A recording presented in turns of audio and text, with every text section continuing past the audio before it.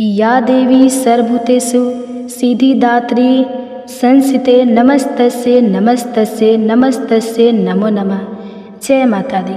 ओम नमः शिवाय। प्रिय भक्तजनों, आज आश्विन मास के शुक्ल पक्ष की महानवमी तिथि है और आज का दिन अष्ट सिद्धि प्रदान करने वाली माता सिद्धिदात्री को समर्पित है। आज के दिन माता सिद्धिदात्री की कथा को श्रवण करने से मनुष्य की सभी तरह के कार्य की सिद्धि हो जाती है। माता उन सभी जातकों को अभय का वरदान देती है। बल बुद्धि विद्या के साथ ही शुभता का भी आशीर्वाद प्राप्त होता है। तो आज मैं आपको सुनाने जा रही हूँ नवरात्रि में सुनी जाने वाली माता सिद्धिदात्री की बड़ी ही दुर्लभ कथा। प्रिय भक्तजनों, इन कथाओं को बड़ी ही श्रद्धा और प्रसन्नचित मन से सुनिएगा। एक समय पर जब सृष्टि में अंधकार छा गया था, तब एक दिव्य शक्ति ने जन्म लिया जो महाशक्ति के अलावा और कोई नहीं थी। देवी शक्ति ने ब्रह्मा, विष्णु और महादेव की त्रिमूर्ति को जन्म दिया और तीनों को संसार के लिए अपने कर्तव्य को निभाने के लिए अपनी भूमिका समझने की सलाह दी। उनके कहे अनुसार त्रिदेव एक महासागर के किनारे बैठ गए और कई वर्षों तक तपस्या की। तब माँ देवी ने सिद्धिदात्री के रूप में उन्हें दर्शन दिए और तीनों को अपनी शक्तियों के रूप में पत्नियाँ दी, ताकि वे लोग उनकी मदद से सृष्टि रचना का कारोबार कर सके और धीरे धीरे सृष्टि में सब कुछ निर्माण हो सके। इस तरह माँ सिद्धिदात्री की कृपा से सृष्टि की रचना, पालन और संहार का कार्य संचालित हुआ। उस समय भगवान शिव ने माता सिद्धिदात्री की कठोर तपस्या करके 8 सिद्धियों को प्राप्त किया था। साथ ही माँ सिद्धिदात्री की कृपा से भगवान शिव का आधा शरीर देवी का हो गया और वे अर्धनारीश्वर कहलाए। माँ दुर्गा का वह अत्यंत ही शक्तिशाली स्वरूप है। इस ब्रह्मांड की शक्ति देवी दुर्गा है, जिन्होंने समय समय पर विभिन्न रूप धारण करके प्रकृति और सृष्टि के संरक्षण का कार्यभार संभाला। जब किसी दैत्य के सामने देवताओं के युद्ध कौशल कम पड़ जाया करते थे, तो स्वयं माँ आदि शक्ति भवानी सिद्धिदात्री ने अपने पुत्रों का रक्षक किया। माता सिद्धिदात्री देवी दुर्गा, जो न सिर्फ नारी शक्ति का स्वरूप है, बल्कि भक्तों की आस्था का परम पात्र भी है। एक समय पर महिषासुर नामक एक भयंकर राक्षस ने चारों ओर हाहाकार मचा दिया। वह जहाँ तहाँ मौत का नाच नचाता था और उसके गण ऋषियों के यज्ञों में विघ्न उत्पन्न करते थे। महिषासुर को वरदान प्राप्त था कि कोई भी देव, पशु या नर उसका वध नहीं कर सकता, इसलिए स्वयं त्रिदेव भी उसको मारने में असमर्थ थे। निर्कुंस दैत्य राज महिषासुर ने अपने वरदान को कवच के रूप में उपयोग करते हुए देवलोक में भी अपना आधिपत्य जमा लिया और देवों को वहां से निकाल फेंका। देवताओं के यज्ञ भाग को भी उसने अपने वश में कर लिया। दैत्य राज से परेशान होकर सभी देवता त्रिदेव के पास गए और उनकी स्तुति करने लगे। सभी देवताओं के मुख पर चिंता का कारण त्रिदेव पहले से जानते थे। यह सब हाल जानकर भगवान शिव मुस्कुराए और बोले, हे नारायण, अब समय है कि हम सभी अपने तेज से इस जग की रक्षिका देवी दुर्गा का आवाहन करें। यह सुनकर स्वयं ब्रह्मदेव और नारायण ने भी हामी भर दी। इसके बाद स्वयं भगवान शिव, भगवान विष्णु और ब्रह्मदेव के शरीर से तेज उत्पन्न हुआ और वह एक जगह आकर मिल गया। इसके बाद वहाँ जितने भी देवता उपस्थित थे, सभी के शरीर से महातेज उत्पन्न हुआ और सभी त्रिदेव के उस परम तेज में आकर मिल गए। उस दिव्य तेज ने एक सुंदर स्त्री का रूप ले लिया।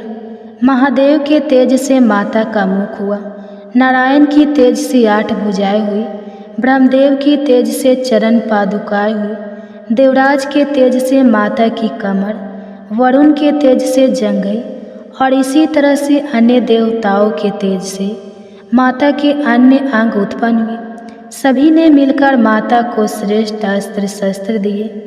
महादेव ने अपने त्रिशूल से, शूल नारायण ने अपने चक्र से एक दिव्य चक्र, ब्रह्मदेव ने एक दिव्य कमंडलू, देवराज इंद्र ने एक दिव्य और शक्तिशाली व्रज, सागर ने सुंदर रत्नों से सजे आभूषण, कभी मैले ना होने वाले वस्त्र और मुकुट दिए। वरुण ने शंख, हिमालय ने माता को सवारी रूप से सिंह, और इसी प्रकार देव शिल्पी विश्वकर्मा ने माता को दिव्य अस्त्र और शस्त्र निर्माण करके दिए। माता का यह स्वरूप अत्यंत तेजस्वी और भयंकर था। देवी के इस विशाल और भव्य स्वरूप को देखकर सभी देवताओं ने कर वध होकर उनकी स्तुति की तथा देवी पर पुष्पों की वर्षा की। माता ने प्रसन्न होकर कहा, हे देवो, कहो मेरा प्रादुर्भाव किस प्रयोजन से किया है। मैं अत्यंत प्रसन्न हूँ, मुझे बताओ, मैं तुम्हारी समस्या का हल कर देती हूँ। जिसके बाद देवताओं ने सारा हाल माता को कह सुनाया। इसके बाद रण क्षेत्र में माता ने विकराल रूप धारण करके पहले दैत्यराज की सेना का विध्वंस किया और बाद में महिषासुर को भी मार दिया। इसी तरह से पूर्व समय में दुर्गम नामक एक महाबली असुर था। उसने भगवान ब्रह्मा की कठोर तपस्या करके अद्भुत वरदान प्राप्त कर लिया।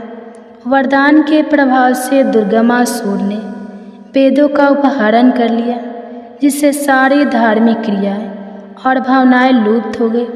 दुर्गमासुर ने अहंकार के वश होकर संसार को अपमानित और पीड़ित कर रखा था। घोर अकाल पड़ गया, जीव अन्न और जल के लिए छटपटाने लगे। तीनों लोकों में त्राही त्राही मच गई। सभी देवता भी यह देखकर बहुत डर गए। सभी देवता माँ भवानी के शरण में गए और माता से प्रार्थना करने लगे, हे माँ भवानी, माँ सिद्धिदात्री, आप असुरों का संहार करने वाली हो। आपने शुंभ, निशुंभ, चंड, मुंड, मधु, कैटभ, महिषासुर आदि दैत्यों का वध करके हमारी रक्षा की है।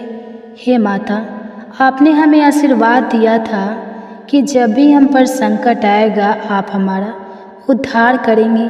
उसी प्रकार से हे भगवती माता, दुर्गमासुर का वध करके हमारी रक्षा कीजिए। देवताओं की विनती से प्रसन्न होकर माँ भगवती ने जल की अनन्य धाराएं प्रभावित करके चारों ओर जल ही जल प्रभावित कर दिया। गायों के लिए घास, अन्य जीवों के अन्य जल से तृप्त किया और समस्त संसार की रक्षा करके सुरक्षा चक्र का घेरा बनाकर स्वयं बाहर बैठ गई। दुर्गमासुर ने यह सब देखकर चिंतित होकर देवी माँ पर असुरों की सेना से आक्रमण करा दिया। तभी सुंदर सलोनी माँ भगवती ने अस्त्र शस्त्र से सुसज्जित होकर विराट रूप धारण करके समस्त असुरों का वध करके त्रिशूल से दुर्गमासुर का वध कर दिया और संसार में धर्म की स्थापना की। दुर्गमासुर का वध करने के कारण माँ भगवती इस संसार में दुर्गा के नाम से विख्यात हुई। माता सिद्धिदात्री कमल पुष्प पर आसीत होती है। इनका वाहन सिंह है और माता सिद्धिदात्री 4 भुजाओं वाली है। इनकी दाहिनी ओर की भुजा से में गदा और दूसरी भुजा में चक्र है। बाईं ओर की भुजा में कमल और शंख है और 9 दुर्गा में माँ सिद्धिदात्री अंतिम है। अन्य 8 दुर्गा औरंध विधान के अनुसार करते हुए भक्तजन दुर्गा पूजा नवमी के दिन इनकी उपासना में प्रविष्ट होते हैं और इन सिद्धिदात्री माता की उपासना पूर्व कर लेने के बाद भक्तों और साधकों की लौकिक परम सभी प्रकार की कामनाओं की पूर्ति होती है। तो एक बार प्रेम से बोलिए, जय माँ सिद्धिदात्री, जय माता दुर्गा, ओम नमः शिवाय। प्रिय भक्तजनों, आइए अब सुनते हैं माता शीतला की कथा। इनकी कथा को श्रवण किए बिना यह कथा अधूरी है। एक बार एक राजा के इकलौते पुत्र को शीतला चेचक निकली। उसी के राज्य में एक काछी पुत्र को भी शीतला निकली हुई थी।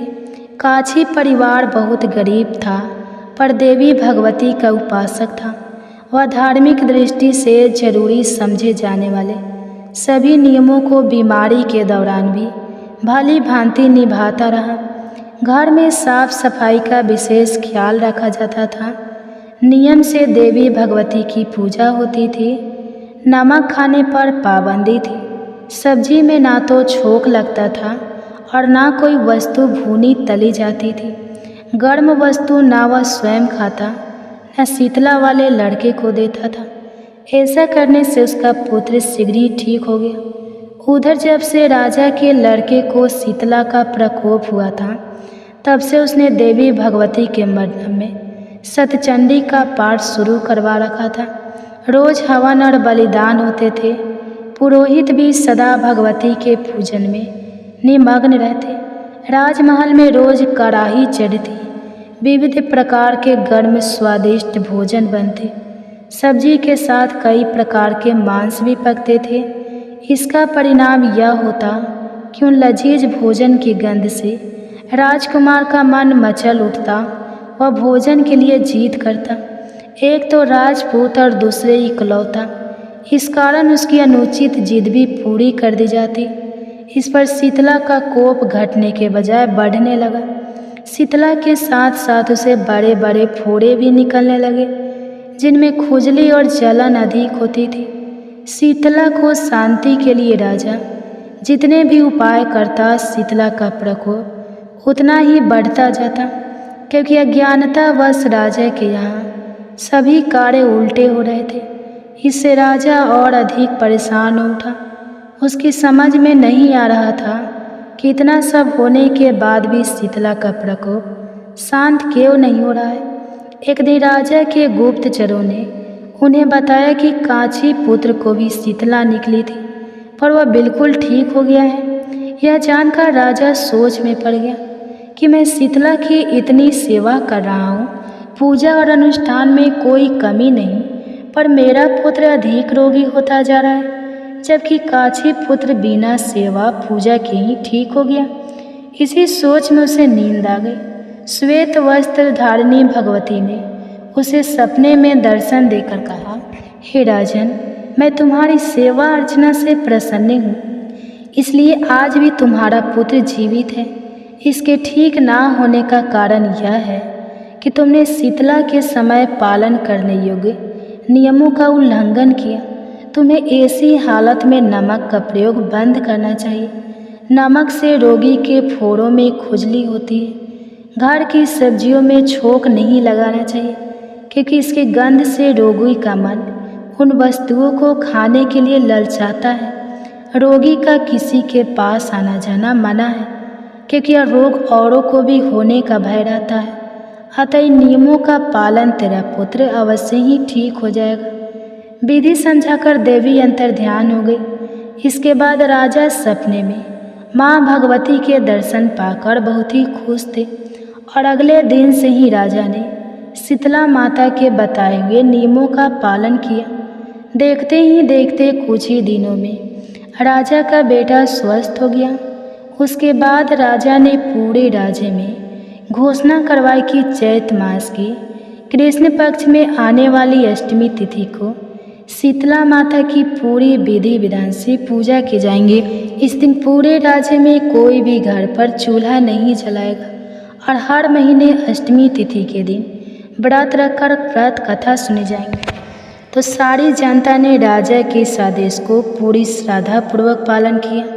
ऐसा करने से उन्हें शीतला माता का आशीर्वाद प्राप्त हुआ और पूरे राज्य में कभी भी रोग व्याधि नहीं आई। इसी दिन भगवान कृष्ण और माता देवकी का विधिवत पूजन करके मध्यकाल में भोजन का भोग लगाना चाहिए। ऐसा करने से पुण्य ही नहीं मिलता, बल्कि समस्त दुखों का भी निवारण होता है। तो एक बार प्रेम से बोलिए जय माता शीतला। ओम नमः शिवाय। प्रिय भक्तजनों, अब सुनते हैं शीतला माता की दूसरी कथा। एक गांव में वन दंपति रहते थे। दंपति के 2 बेटे और 2 बहुएं थी।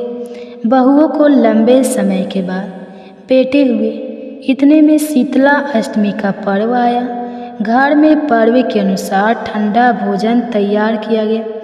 दोनों बहुएं के मन में विचार आया कि यदि हम ठंडा बासी भोजन लेंगे तो बीमार हो जाएंगी और बेटे भी अभी छोटे हैं। इस विचार के कारण दोनों बहुएं ने चोरी छिपे पशुओं को दाने तैयार करने के बर्तन में चुपचाप 2 बाटी तैयार कर ली। सास बहू शीतला की पूजा करके आई और शीतला माता की कथा सुनी। बाद में सास शीतला माता के भजन करने बैठ गई, लेकिन दोनों बहुएं बच्चे रोने का बहाना बनाकर घर आ गई। दाने के बर्तन से गरम गरम रोटला निकाला, चूरमा किया और पेट भरकर खाना खाया। सास ने घर आने पर बहुओं से भोजन करने के लिए कहा।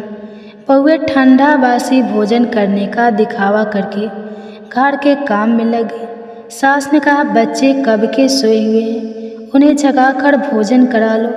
बहुएं जैसे ही अपने बेटे को जगाने गए तो उन्हें मृत पाया। ऐसे बहुओं की करतूतों के फल स्वरूप शीतला माता के प्रकोप के कारण हुआ था। बहू विवश हो गई और सास ने घटना जानने के बाद बहुओं को खूब डांटा। सास बोली कि तुम लोगों ने शीतला माता की अवहेलना की है, इसलिए घर से निकल कर जाओ और बेटों को जिंदा स्वस्थ लेकर ही घर में वापस पैरा। अपने मरे हुए बेटों को टोकरे में सुलाकर दोनों बहुएं घर से निकली और जाते जाते रास्ते में एक जीन वृक्ष आया। यह खेजड़ी का वृक्ष था। इसके नीचे ओरी शीतला दोनों बहनें बैठी थी। दोनों के बालों में खूब सारी जुएं थी। बहुओं को थकान हो गई थी, इसलिए दोनों बहुएं और शीतला के पास आकर बैठ गए और दोनों ने शीतला और ओरी के बालों से खूब सारी जुएं निकाली। जुओं का नाश होने से ओरी और शीतला ने अपने मस्तक में शीतलता का अनुभव किया और कहा, तुम दोनों ने हमारे मस्तक को शीतल किया है, वैसे ही तुम्हें पेट की शांति मिले।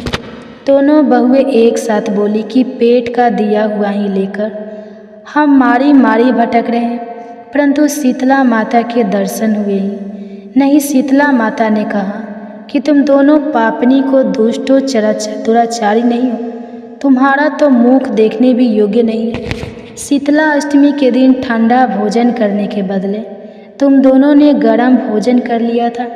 यह सुनते ही बहुओं ने शीतला माता जी को पहचान लिया। देवरानी जेठानी ने दोनों माताओं का वंदन किया, गिड़गिड़ाए हुए कहा कि हम तो भोली भाली हैं और अनजाने में हमने गर्म ताज़ा भोजन खा लिया था।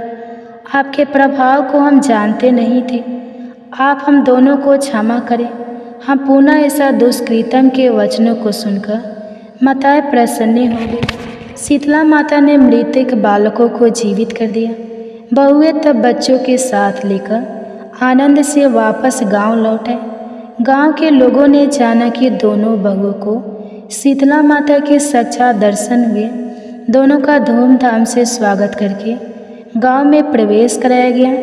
बहुओं ने कहा, हम गांव में शीतला माता के मंदिर का निर्माण करवाएंगे। चैत मास में शीतला अष्टमी के दिन मात्र ठंडा खाना ही खाएंगे। इसके बाद में सारे गांव वाले शीतला माता की पूजा बड़ी धूमधाम से करने लगे और बासी भोजन करने लगे। तो पूरे गांव पर शीतला माता की खूब कृपा बरसी। शीतला माता ने बहुओं पर जैसी अपनी दृष्टि की, वैसे ही सब पर अपनी कृपा करना। श्री शीतला माता सदा हमें शांति, शीतलता तथा आरोग्य प्रदान करे। जय माता शीतला। जय हो माँ दुर्गा। ओम नमः शिवाय। प्राचीन काल में एक शिव की कथा सुनिए। भगवान शिव और माता पार्वती की एक बहुत ही सुंदर और सच्ची कहानी। आप इस कहानी को पूरा सुनें और वीडियो को लाइक करके शेयर करें और हमारे चैनल को सब्सक्राइब करके बेल आइकन को ऑन कर लें, ताकि ऐसे ही वीडियो की नोटिफिकेशन आपके पास सबसे पहले पहुँचे। तो चलिए शुरू करते हैं। एक बार भगवान शिव ने अपनी दिव्य शक्ति से एक बड़े कढ़ाई को प्रकट किया। कढ़ा जिसमें हम भोजन पकाते हैं और जिसे हम कढ़ाई कहते हैं। तो अब भगवान शिव कढ़ाई को प्रकट करके उसे एक तरफ रखकर ध्यान में मग्न हो गए। इतनी देर में माता पार्वती स्नान करके भगवान शिव के समक्ष आती हैं और आकर उन्होंने क्या देखा कि भगवान शिव के सामने एक बड़ा सा भारी भरकम काढ़ा रखा हुआ है और उसी के सामने भगवान शिव ध्यान मग्न बैठे हुए हैं।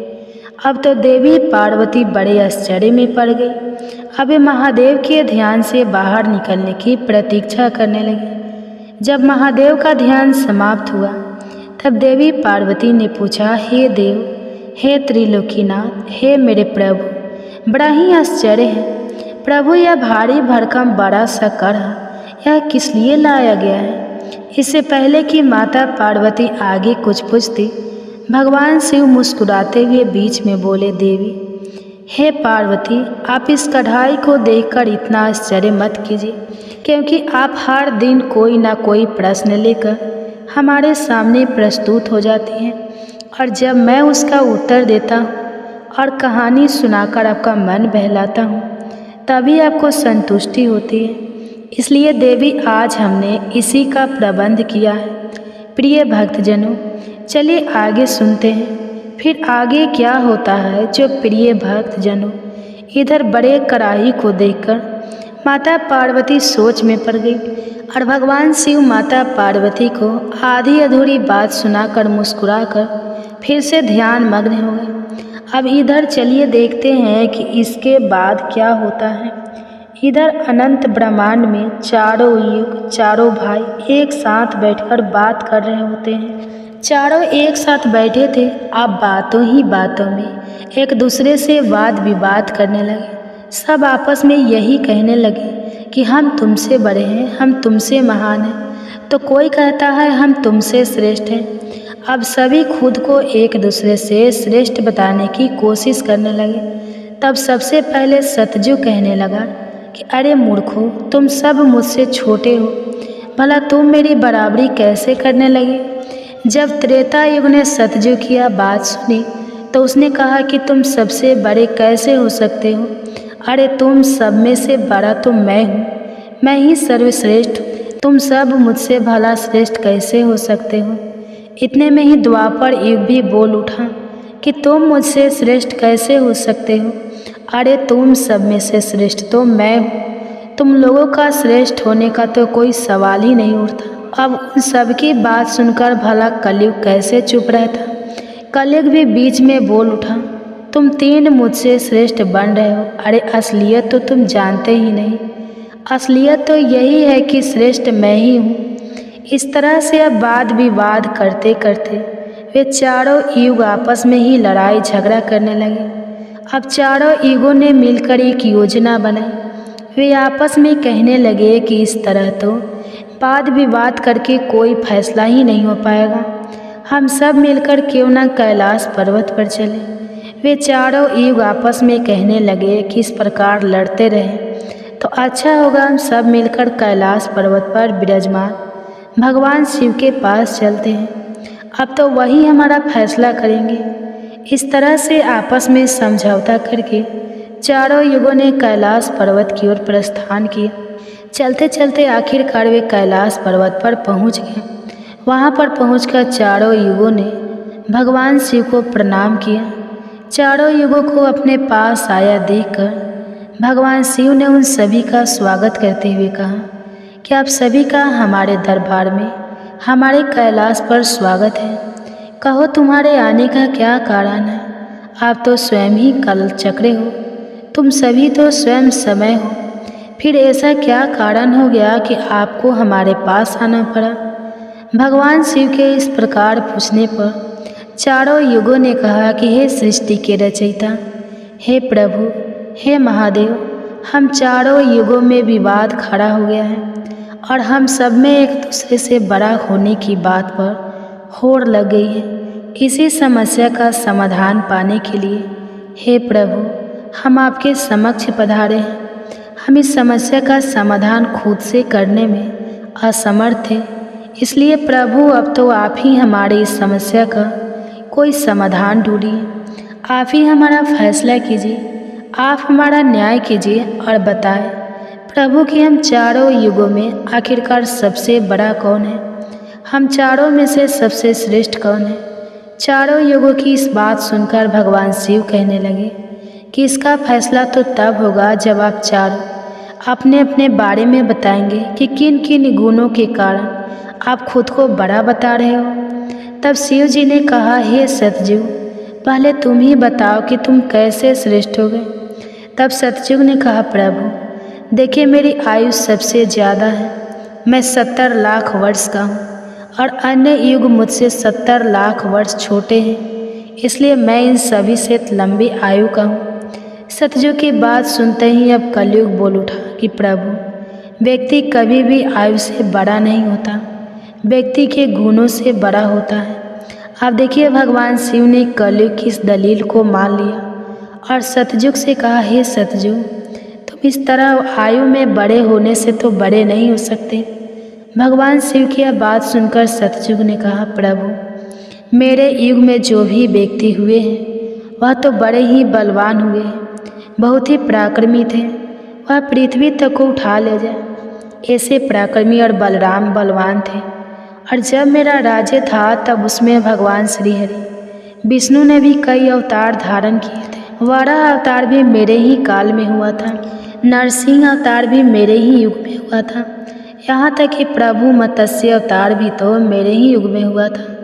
सतयुग को अपने बारे में इस तरह बढ़ाई करते देखकर त्रेता युग बोल उठा, नहीं नहीं, प्रभु श्री हरि विष्णु के अवतार लेने से सतयुग बड़ा भरा कैसे हो सकता है।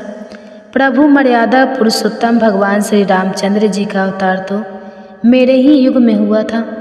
उन्होंने संसार को मर्यादा और धर्म पालन सिखाया। रावण जैसे महापंडित और कुंभकर्ण जैसे महान बलवान भी तो मेरे ही शासन काल में हुए थे। प्रभु इस तरह सतयुग मुझसे बड़ा नहीं हो सकता, फिर इन सब में से तो बड़ा मैं ही हुआ। बस फिर क्या था। जब यह बातें द्वापर ने सुनी तो द्वापर युग महादेव से बोल उठा, हे महादेव, हे प्रभु यह दोनों बड़े बन रहे हैं, किंतु यह दोनों बड़े कैसे हो सकते हैं। आप देखिए ना प्रभु, आप तो जानते ही हैं जब मेरा शासन काल आया तो मेरे ही तो शासन काल में भगवान श्री कृष्ण ने अवतार लिया था और जो 16 कलाओं से संपन्न थे, परिपूर्ण थे, पर ब्रह्मा थे, उन्होंने ऐसा विराट रूप दिखाया जो कभी स्वयं भगवान विष्णु ने भी नहीं दिखाया था। इसलिए हे प्रभु, हे भोलेनाथ, यह दोनों योद्धाओं की बात करते हैं तो मेरे शासन काल में भी बड़े बड़े योद्धा द्रोणाचार्य, कर्ण, भीष्म, पितामह, युधिष्ठिर, अर्जुन, भीम, नकुल, सहदेव, कंस आदि ये भी तो मेरे ही शासन काल में हुए थे। प्रभु यहाँ तक कि बलराम जी भी मेरे ही शासन काल में तो हुए थे। अब बताइए प्रभु, मेरे शासन काल में कौन सा योद्धा भला इन योद्धाओं से कम था। इन सबसे तो श्रेष्ठ मैं ही हूँ। तब तक कलयुग भी बोल उठा कि प्रभु मैं इनकी बातें सही मानता हूँ, लेकिन इन तीनों के शासन काल में जो भी योद्धा हुए थे, जो भी अवतार हुए थे, उनमें कई काम चोरियाँ पाई गई थी और जिनके शासन काल में काम चोरी वाले मनुष्य होते हैं वे भला श्रेष्ठ कैसे हो सकते हैं। कलयुग कहने लगा, नहीं भगवान, मेरा शासन काल सबसे अच्छा है, क्योंकि मेरा शासन काल तो अच्छी अच्छी और नई नई तकनीकों से परिपूर्ण है। मेरा युग मशीनों का युग है, इसलिए मेरा शासन काल सबसे श्रेष्ठ है। अब भगवान शिव उन चारों युगों की बात को, उनके वाद विवाद को सुनकर मन ही मन विचार करने लगे कि किस प्रकार से इन सब की बातों का फैसला किया जाए और किस युग को श्रेष्ठ साबित किया जाए। वहीं पास में ही जगत जननी माता पार्वती भी भगवान शिव के साथ विराजमान थी, जो कि इन सभी युगों के वार्तालाप को बड़े ही ध्यानपूर्वक सुन रही थी। तभी माता पार्वती महादेव से कहने लगी, हे प्रभु, आप मन ही मन किस बात का विचार कर रहे हैं। अगर आपने इनका फैसला नहीं किया तो यह चारों भाई तो फिर आपस में ही कट मर जाएंगे, आपस में इस तरह की झगड़ा करते रहेंगे। प्रभु, इसलिए आपको इनका फैसला तो तुरंत ही करना होगा। अगर इन्होंने ऐसा किया तो सृष्टि का तो काल चक्र ही रुक जाएगा, समय का प्रभाव ही रुक जाएगा। इसलिए हे भोलेनाथ, अब आप ही कुछ कीजिए। माता पार्वती के इस आग्रह को सुनकर महादेव कहने लगे, हे देवी, ठीक है, मैं समस्त युगों की बात मानता हूँ और मैं ही इन चारों युगों की बात का फैसला करूँगा। इसके बाद भगवान शिव ने चारों युगों से कहा, चलो ठीक है, अब मैं तुम चारों की परीक्षा लूँगा। जो इस परीक्षा में सफल हुआ वही श्रेष्ठ साबित हुआ। सतयुग बोल उठा, हे भगवान, आप जो चाहे हमारी परीक्षा ले सकते हैं, लेकिन सत्य तो यही है प्रभु कि सबसे बड़ा तो मैं ही रहूँगा। भगवान शिव की बात मानकर आखिरकार चारों युग परीक्षा देने के लिए तैयार हो गए। तब भगवान शिव ने माता पार्वती की तरफ मुस्कुराते हुए देखा और फिर कहा, हे देवी, आप आश्चर्यचकित थी ना कि मैंने अपने सामने यह कढ़ा किस लिए रखा है। तो अब इस कढ़ाई का समय आ गया है। आपने मुझसे प्रश्न किया था कि यह कढ़ाई मैंने किस लिए रखा है और यह फरसा किस उद्देश्य के लिए है। तब क्या था, भगवान शिव ने देखते ही देखते लोहे के फरसे को कैलाश पर्वत के नीचे एक तलहटी में रख दिया और फिर उस कढ़ाई परसे के पास में ही चावल का एक ढेर भी लगा दिया। फिर भगवान शिव ने चारों युगों को बुलाया और कहा कि तुम चारों ही देख रहे हो ना, इसी से तुम चारों की अभी परीक्षा हो जाएगी। फिर भगवान शिव ने सतयुग से कहा, हे सतयुग, तुम मेरे 500 गणों को जो यहाँ बैठे हुए हैं भोजन बनाकर खिलाना है और इस परसे में रखे हुए चावल को बनाना है और इन चावलों को तुम्हारे ही युग का कोई व्यक्ति बनाएगा और मेरे यहाँ पर जितने भी गण हैं वह सब भोजन करेंगे। इसके बाद भगवान शिव ने आगे कहा, सतयुग, अब तुम्हारे ही युग का कोई व्यक्ति बनाओ और उसे यहाँ भोजन बनाने के लिए भेज दो।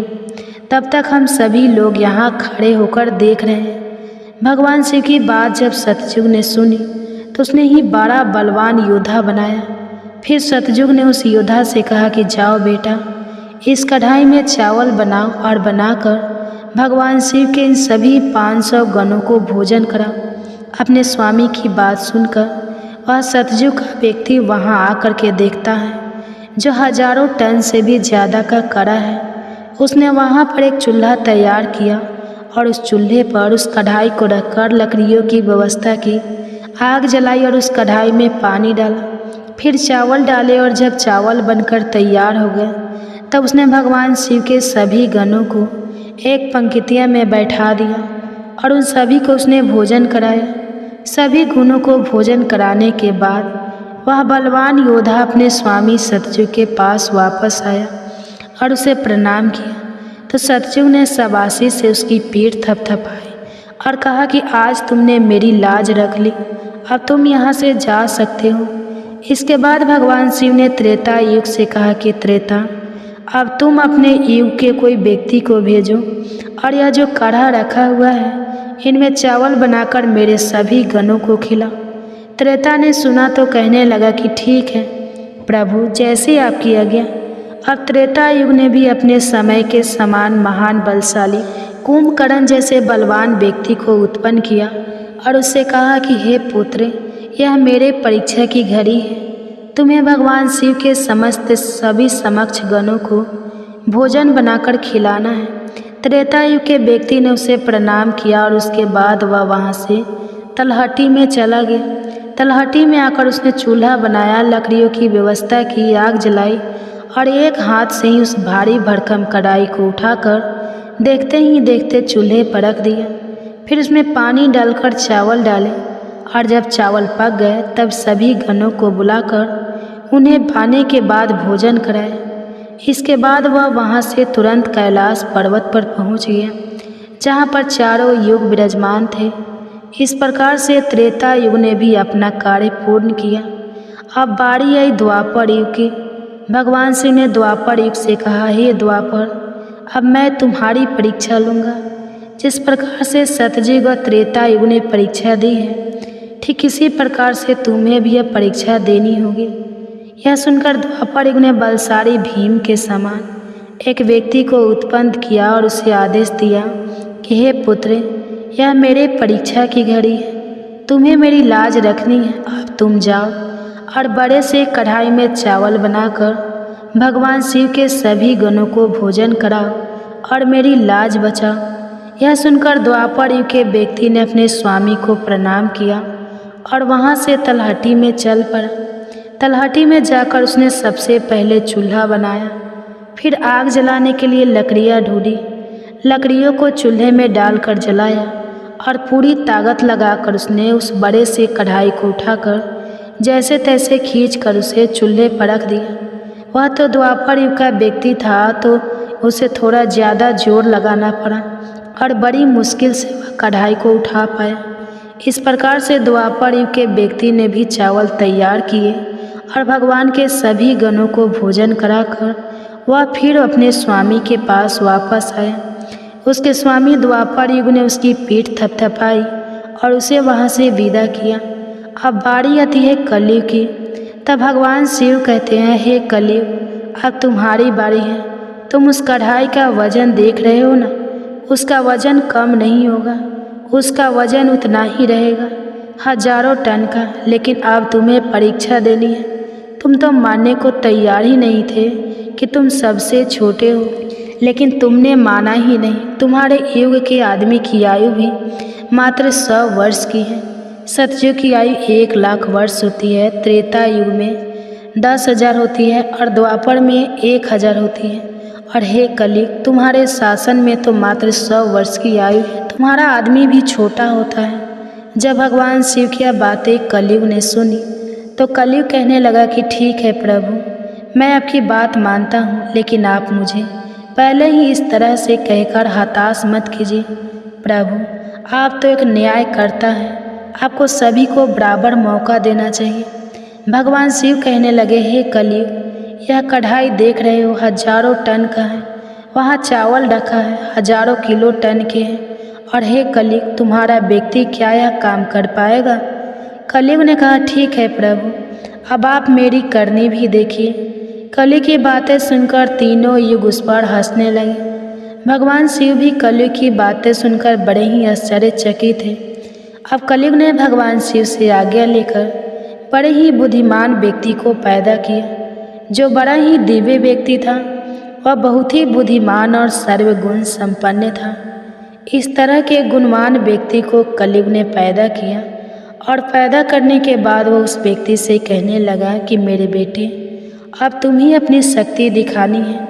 कठिन परीक्षा का समय है। यदि तुम इसमें सफल हो गए तो मैं चारों युगों में सबसे छोटा हो जाऊंगा।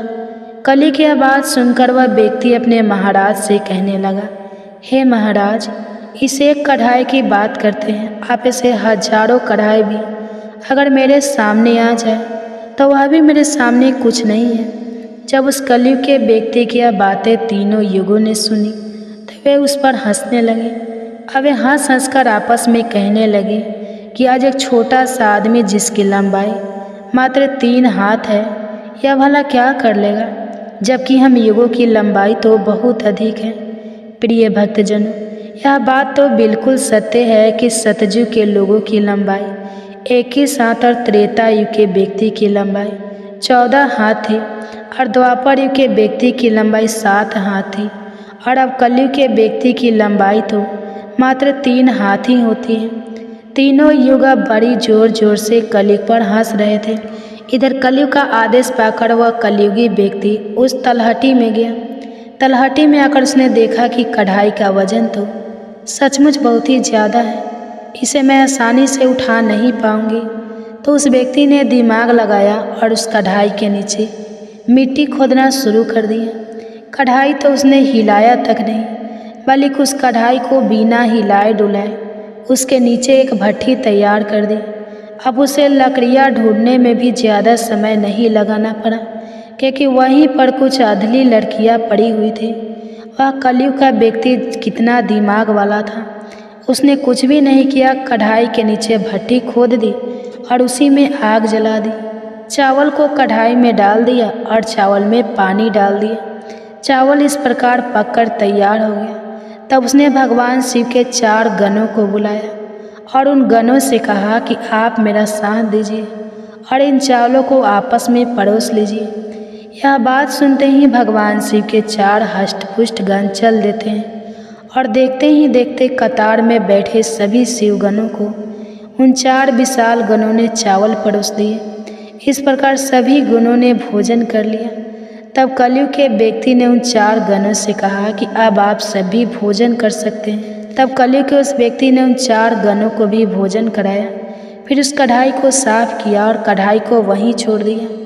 इस तरह उसका काम भी पूरा हो गया। अब कलयुग का वह व्यक्ति भी अपने स्वामी के पास कैलाश पर्वत पर आ गया और कहने लगा कि हे प्रभु, मैंने आपका काम कर दिया है। कलयुग ने यह सुना तो बहुत खुश हुआ। तब उसने उस कलयुगी व्यक्ति की पीठ थपथपाई, फिर कहा कि हे पुत्र, तुमने बहुत अच्छा काम किया और इस परीक्षा की घड़ी में मेरा साथ दिया। ऐसा कहकर कलयुग ने उस व्यक्ति को वहाँ से विदा कर दिया। इसके बाद कलयुग ने हाथ जोड़कर भगवान शिव से कहा, हे भगवान, अब आप ही निर्णय कीजिए कि हम सब में से बड़ा कौन है। भगवान शिव कहने लगे कि मैंने तुम चारों युगों की बहुत अच्छे से परीक्षा ली। जब सतयुग की बारी आई तो उसने चूल्हा बनाया, उस पर कढ़ाई रखा, आग जलाई, चावल डाला, पानी डाला। फिर चावल पक गए तो उसने मेरे गनों को बिठाकर उसने स्वयं उन्हें भोजन परोसा, उन्हें खिलाया और अपना कार्य पूरा किया। जब त्रेता और द्वापर की बारी आई तो उन्होंने भी बिल्कुल ऐसा ही किया। अब बारी थी कलयुग की। शायद तुमने देखा नहीं कि मात्र 3 हाथ का व्यक्ति, जिसकी बुद्धि देख लीजिए, ये कढ़ाई कितनी भारी भरकम और बड़ी थी। उसकी बुद्धि देखो, उसने उस कढ़ाई में चावल बना दिए जिस कढ़ाई को वह हिला तक नहीं सकता था। और मेरे इतने गन थे, अगर वह व्यक्ति बाल्टियों से चावल परोसता तो शायद वो परेशान हो जाता। अब देखिए उसकी बुद्धि, उसने उतने में ही 4 गनों को अपनी सहायता के लिए बुलाया और उन 4 गनों को भोजन परोसा और स्वयं बैठा रहा। और ऊपर से उसने बिना हाथ लगाए उस कढ़ाई को भट्ठी पर भी रखा था। यह कितना बुद्धिमान व्यक्ति था और इसलिए यह युग भी बहुत बुद्धिमान हुआ। तब भगवान शिव ने उन चारों युगों से कहा कि कलयुग बुद्धिमान व्यक्ति का युग होगा।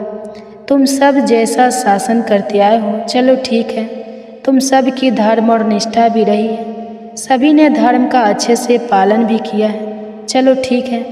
लेकिन तुम्हारे युग के व्यक्तियों में बुद्धि का अभाव था, जिन्होंने कभी अपनी बुद्धि का उपयोग नहीं किया।